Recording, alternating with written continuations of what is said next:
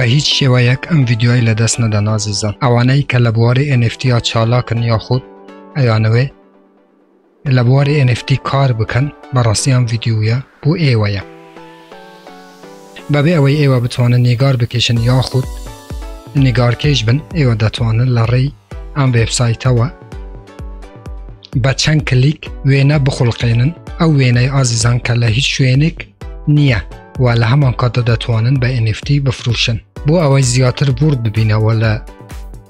لەم وێبسایتە، بۆ ئەوەی ئێوە بتوانن بە دوو کلیک وێنەیەک دروست بکەن کە لە مشکی ئێوەیە و لە هیچ شوێنی دنیا ئەم وێنەی نەبێ. بینەری ئەم ڤیدیۆی بن تا کۆتایی ڤیدیۆەکەی بەپێش مەیەخن، چونکە بەڕاستی ئێوە دەتوانن لە ڕێی ئەم ڤیدیۆیەوە ببن بە ئارتیستێکی زۆر گرنگ و فۆتۆگرافی، بۆ ئەوەی بە چەند کلیکێک ئێوە بتوانن وێنەی ئەو وێنەی کە لە مشکی ئێوەیە دروستی بکەن.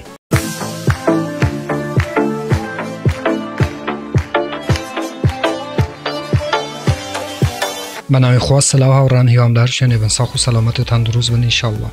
بەڕێزان دیسانەوە منی هاتموین لە خزمەت ئێوە بۆ پێشکەشکردنی ڤیدیۆیەکی تر لە زنجیرە ڤیدیۆکانی بەدەستێنانی پارە لە ئینتەرنێت، لە پێیجی فێسبووکی بەدەستێنانی پارە لە ئینتەرنێت،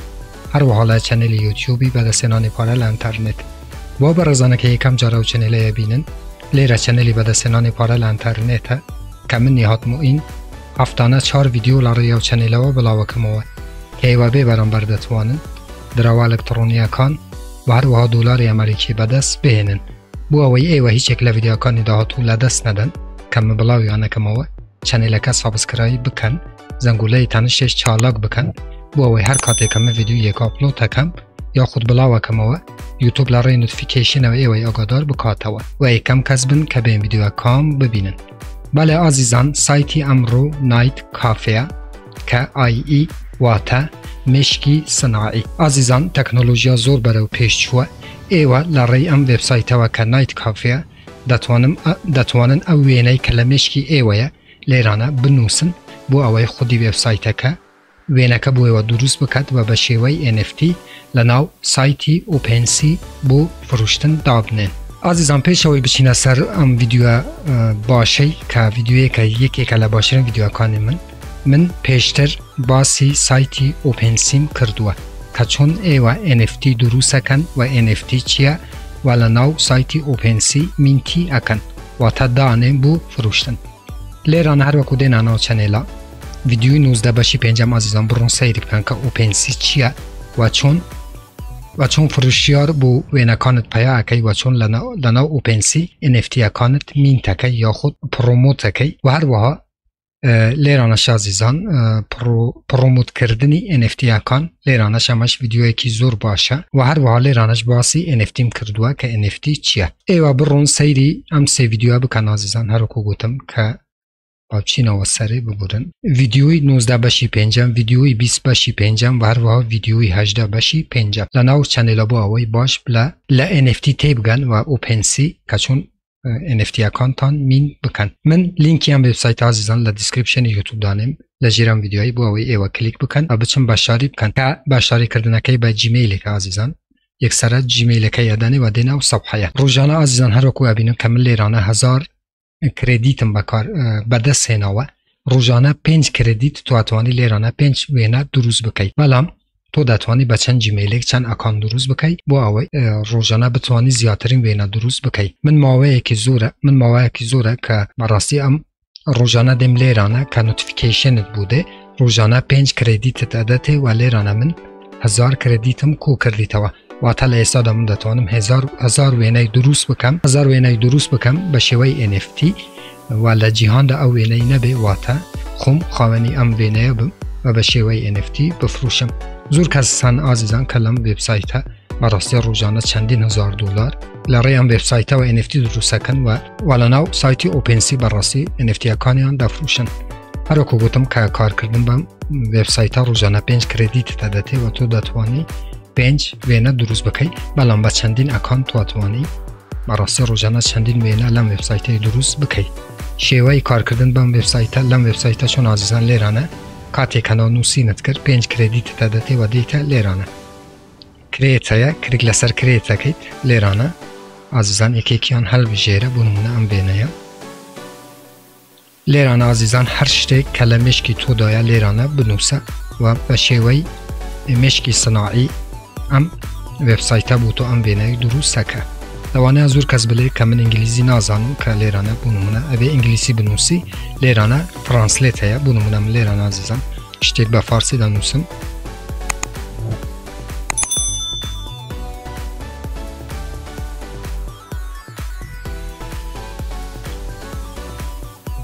هەر شتێک کە لە مشکی ئێوەیە بوو نمونە من لێرانە نووسیتم چوون بوو فەزا یاخود هەمان سەرمان کازیزان لێرانە ئینگلیسیەکەی کۆپیەکەیت زۆر وێبسایتیشان ئازیزان زۆر بەرنامە هەن کە تەرجمەی کوردیشەیە ئەتوانێت کوردی بنووسی و بود بکات بە ئینگلیزی لێرانە دەیت ئەو نووسینەی لێرانە پێستیەکەیت با دواتر لەسەر ئەم بەشەی کلیکەکەیت و بە چی شێوەیە کە توێ ئەم وێنەیە بوو تۆ دروست بکات بنمونە لێرانە دانەکەیت کاتێک کە دانت کرد لەگەڵ نووسینەکەت و دواتر دەیتە خوارەوە ئازیزان ئەگەر وێنە کشت هەبێ وێنە ئەتوانی وێنەی خۆت لێرانە بینیە ناو پرۆگرامەکە یاخود لە وێبسایتەکە دابنەی بۆ ئەوەی وێنەکەت بوو بە شێوەی NFT بوو تو دروست بکات بەڵام من بە شێوەی نووسیتم بزانم ئەو شەی کە نووسیتم چون بۆ من NFTەکەی دروستەکە دێتە لێرانە یەک کریدیتت لێیە بە ئازیزان یەک پوینت کلیکەکەین من هەر شتێکی هەڕەمەکەم نووسی ئێوە دەتوانن ئازیزان کە ئەو شتەی کە لە مشکی خۆتانە بەڕاستی بدەنە ئەم وێبسایتە بۆ ئەوەی بە جوانترین شێوە بوو ئێوە NFT دروست بکات. ئەمە پێشترم دروست کردون ئازیزان ئەم وێنانە کە لە هیچ شوێنێک نییە ئێوە دەتوانن بەڕاستی لەم وێبسایتە بێن و وێنەکەتان دروست بکەن و بە شێوەی NFT بفروشن.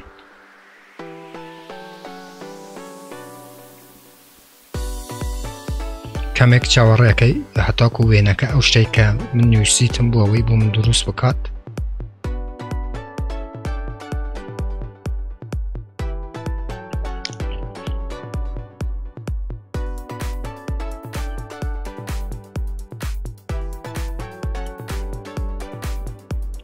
هەروەکوا بینە ئازیزان کە ئەم وێنەیە بوو من دروست کرد کە ئەم وێنەیە لە هیچ شوێنێکی دنیا نییە ئێوە دەتوانن ئەم وێنەیە بە شێوەی NFT بفروشن لێرانە چیتە سەر بەشی داونلود و وێنەکە داونلودەکەی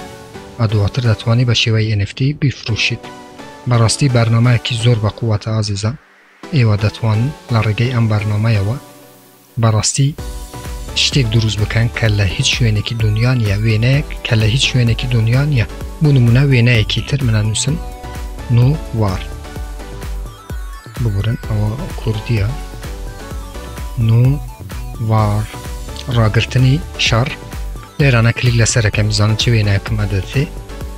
ئەم وێنانە ئازیزان هەروەکو پێتان ئەڵێم کە لە هیچ شوێنێکی دنیا نییە واتە تۆ خاوەنی یەکەمی ئەم وێنانەی و دەتوانی بە شێوەی NFT لەناو سایتی OpenSea مینتیان بکەی و نرخیان بوو دانەی و بیفروشی بەڕاستی بەڵام ئەمانە ئازیزان ئەم وێنانە ئێوە دەتوانن بە نرخێکی ئەرزان دابنێن مەچوون بە $20 دابنێن بە $2 $2 $3 دابنێن بۆ ئەوەی ئێوە بتوانن بەڕاستی وێنەکەتان بفروشن و هەروەکو لێرانەشم کە ئاماژە پێکرد ئەم سێ ڤیدیۆ زۆر گرنگە ئازیزان کە ڤیدیۆی 18 19 و 20 بەشی پێنجەمن کە چۆن ئێوە دەتوانن وێنەکان پرۆموت بکەن و لە ناو سایتی OpenSea بفروشن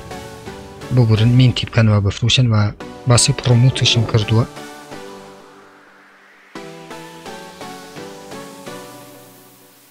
و باسی پرۆموتشم کردووە کە چون وێنەکانتان پرۆموتەکەن بۆ ئەوەی مشتری بدۆزنەوە. بەلازیزان هەروەکوا بینن ئەم وێنەی بوومە دروست کرد کە ئێستا ئەم وێنەیە لە هیچ شوێنێکی دنیا نییە چاوەڕێیەکەن تاکو لێرانە داونلودتە دەتێ بەلێ بەم شێوەیە و وێنەکە داونلودەکەیت دواتر بە شێوەی NFT ئەفروشیت. هەر بەم شێوەیە ئازیزان ئێوە هەرچی لە مشکی ئێوەیە هەیە بە ئینگلیزی لێرانە دەنووسیت ئەگەر ئینگلیزیش نازانن هەروەکو گوتم ئێوە دەتوانن تەرجمەی بەکاربهێنن یاخود هەمان ترانسلیت بۆ ئەوەی بۆیەوە بکات بە ئینگلیزی و ئینگلیزیەکە لێرە دابنێن و وێنەکە دروست بکەن. هەروەکو گوتم ئازیزان لێرانەش تۆ دەتوانی وێنەی خود دابنەی و لێرانە بۆ ئەوەی تۆ بتوانین بە هەر شێوە کە دەتوێت وێنەکەت بوو بکات بە NFT براستی شتێکی زۆر گرنگە ئازیزان لێرانەش تۆ دەتوانی زیادی بکەیت دیسکریپشن یاخود نووسین هەرچەند زیاد بێ بەڕاستی تۆ دەتوانی ئەوەی لە مشکی خۆتە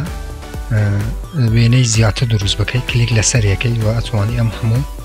بۆشاییە پڕ بکەیتەوە بە ئینگلیسی بۆ ئەوەی ئەو وێنەی کە لە مشکی تۆ هەیە بەڕاستی بە شێوەی NFT بۆ تۆ دروستی بکات و تۆ بچی لە ناو سایتی OpenSea یاخود ئەو سایتانەی کە تایبەتن بە NFT-یەکان